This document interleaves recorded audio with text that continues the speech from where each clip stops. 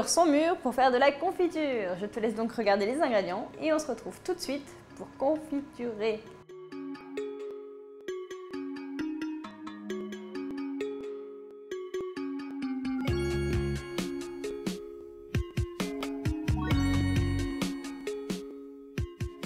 Je vais commencer par faire bouillir l'eau avec le sucre pendant 10 minutes.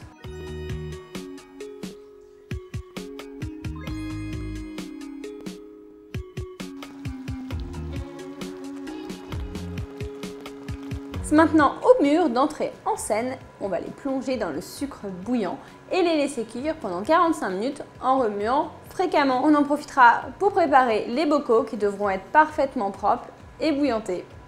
On fait attention à ne pas s'ébouillanter en plongeant les fruits dans le sirop, sinon on peut céder d'une écumoire.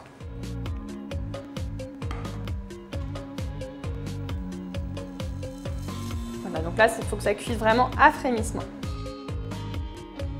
Donc mes pots sont parfaitement propres, je profite du temps de cuisson de la confiture pour les ébouillanter.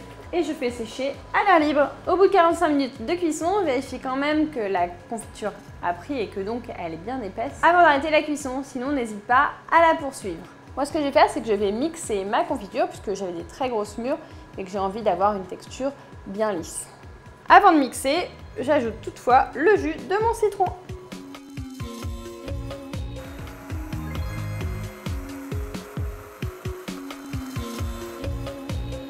Là, tu vois bien, j'ai retiré le pied du mixeur de la confiture et en fait, tu vois que la confiture a bien pris.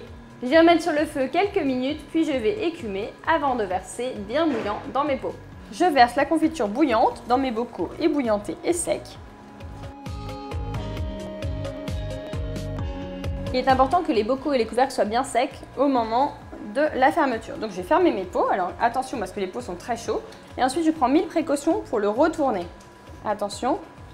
Ça va permettre de faire le vide d'air. Alors je fais bien attention, il ne faut pas qu'il y ait les mains à proximité car il ne faut surtout pas se brûler.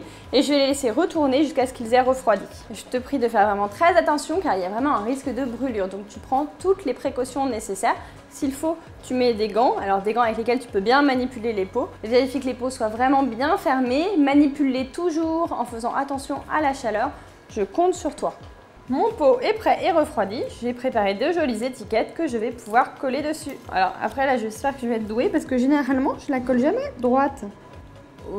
Si c'est droit. C'est pas droit? Moi aussi, ça va.